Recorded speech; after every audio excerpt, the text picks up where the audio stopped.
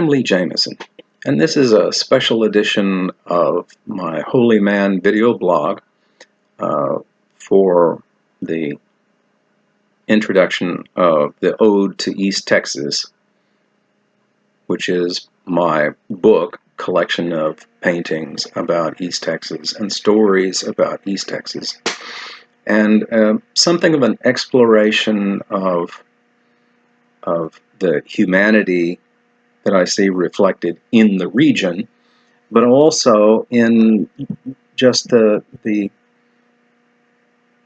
universal themes of being an artist and being a human being. For me, I've always felt a really deep connection as a result of being intentionally a creator to those ideas expressed in the first couple of pages of the book of Genesis, where God creates mankind in His image. In our image we created him, male and female we created them. What this image is something of powerful importance to me, because what I'm doing in the creation of paintings is creating in images of me. They may be obliquely of me. They don't look like me. If I'm painting a picture of a swamp, how that's an image of me may be lost on most people, and I certainly understand that. But how a picture of a swamp or the battleship Texas or a steamboat on a bayou or something like that can be an image of me can come around eventually, because what you're seeing is those things that rattle around inside my mind. And ultimately, the thing that is me is not the shell on the outside that has changed quite a bit in 63 years, but the thing on the inside that is most deeply me. So that thing that is most deeply me, what is that thing? What's that image? And the book, Ode to East Texas, is an exploration of that within the enclosure, and enclosure is a major theme in the book, within the enclosure marked off by the piney woods of East Texas. When you're talking images of God, it's important to understand the importance,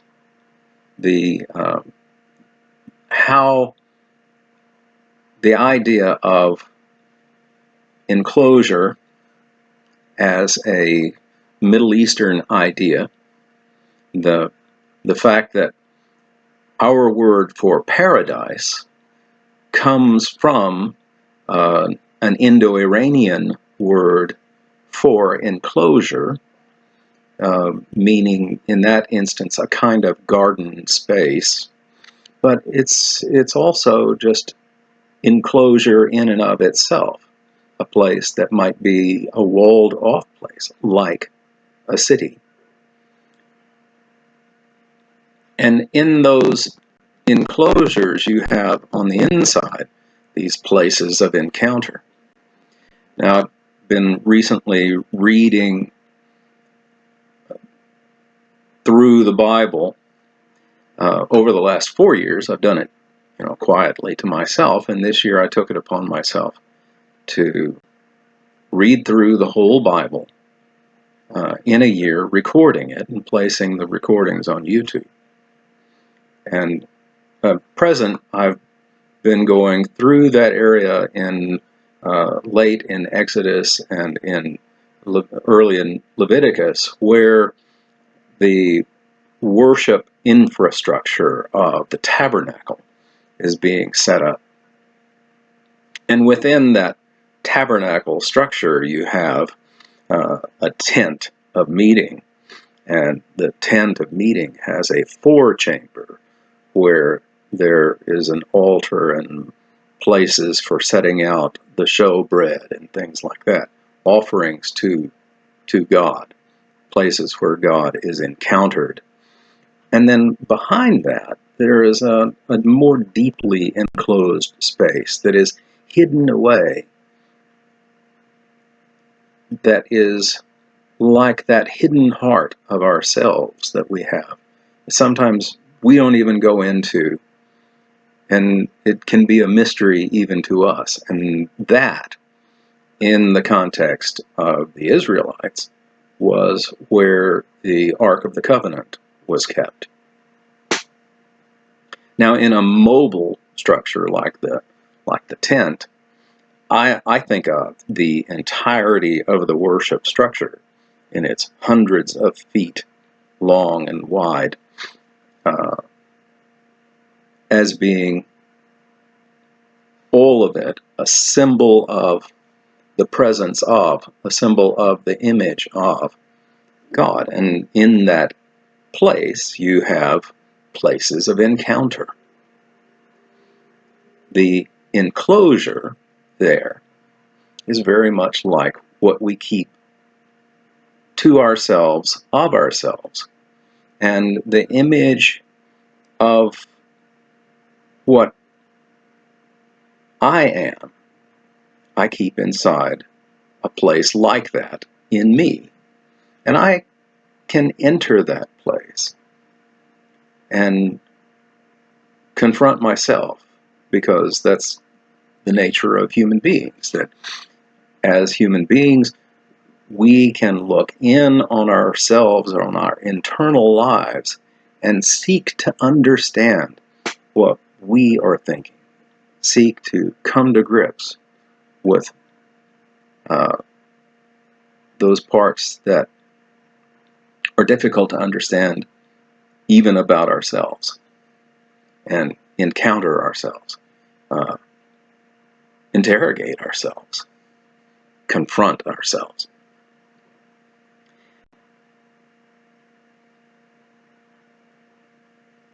That is kind of what's happening inside that book, because as it transitioned from initially being a group of paintings that were about East Texas to being a book, then it became an ever more and more intentional thing.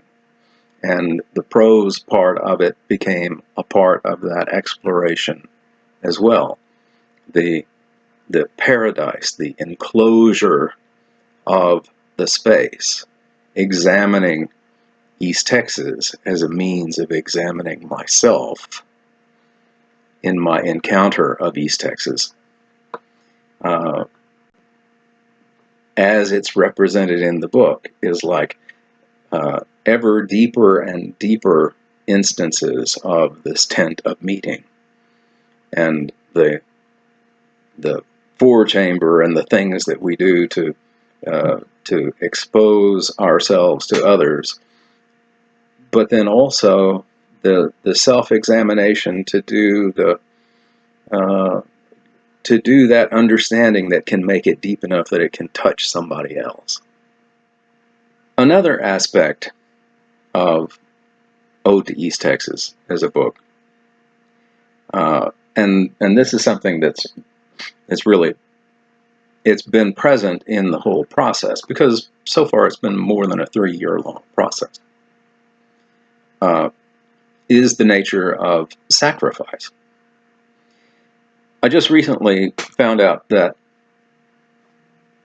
2 of my murals that I painted back in 2014 for First United Methodist Church in Huntsville are, we have discussed the use of the space they are in, and come to the decision, and it's a mutual decision, that um, that space could be better used for the purpose for which it is intended. That is, in this case, working with fourth and fifth graders. If the murals were not there, that they are, in fact, for their purposes, a distraction from their purpose. Whenever we do something, whenever we set ourselves a task, and there are things that we decide, there are goals that we decide we must reach,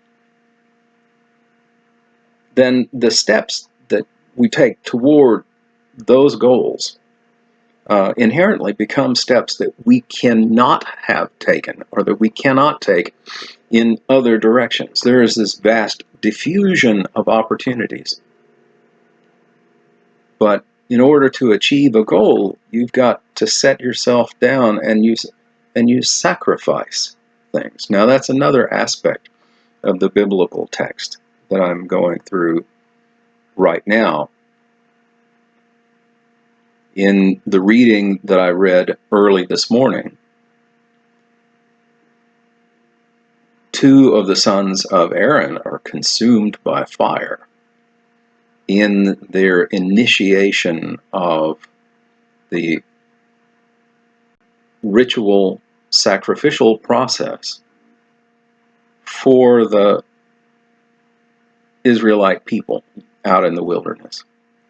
And it's a terrible trauma. And there's a very poignant point at which Moses dresses down Aaron, his brother, his elder brother, for not doing some bit of ritual that he has been supposed to do for the process of completing this initiation of ritual sacrifice. And yet, Aaron has on that day witnessed the death of two of his sons.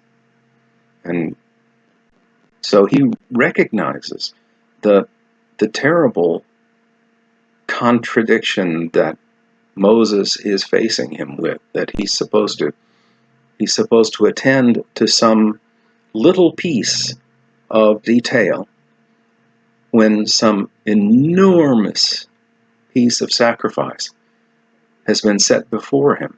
He's been called to make this enormous and painful sacrifice.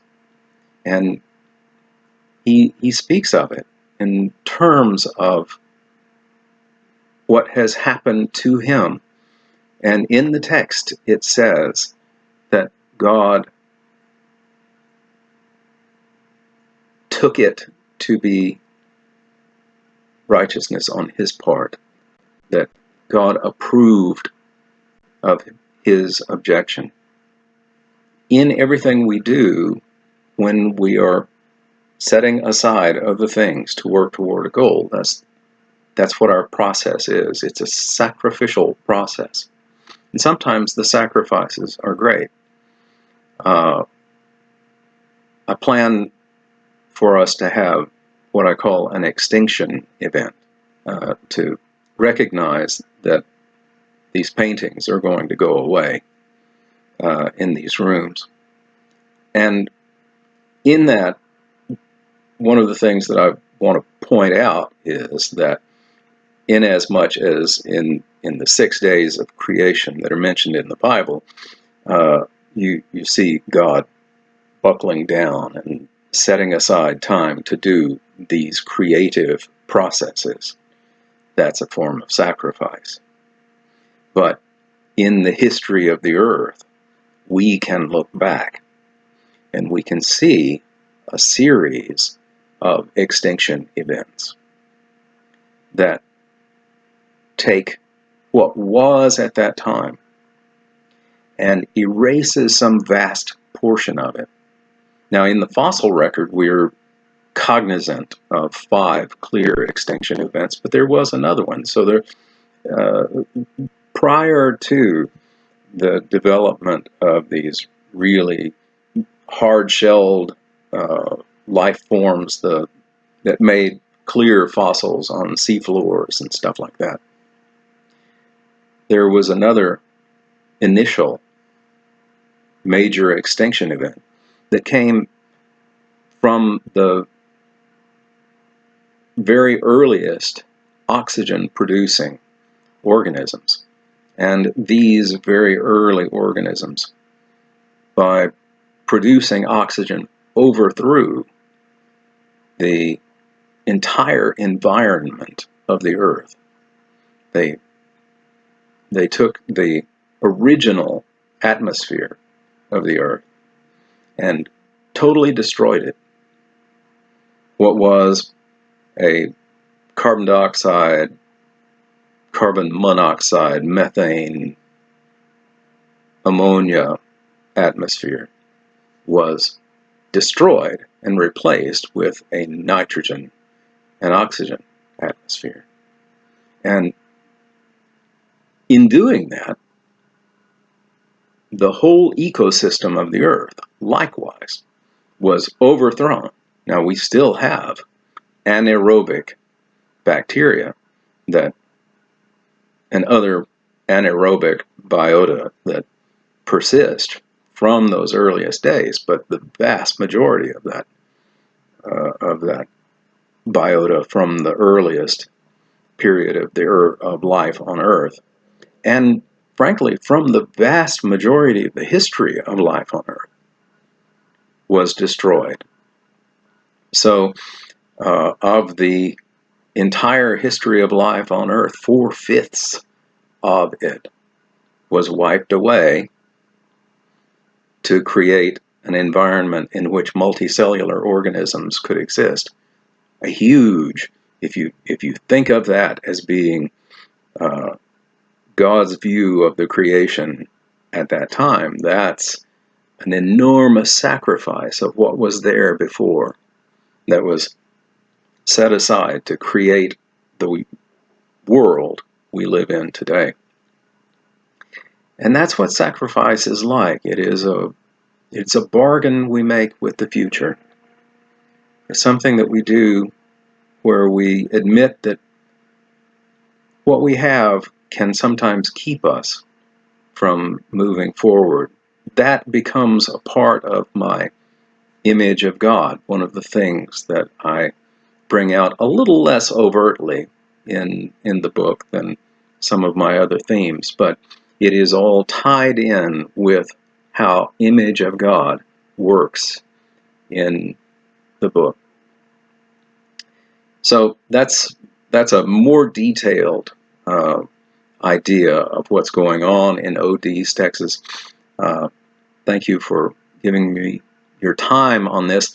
I would appreciate it if you like this content, if you would give it a like and also subscribe so that you can receive notifications whenever one of these videos comes out. Thank you very much. I'm Lee Jamison. This is the Holy Man Video Blog.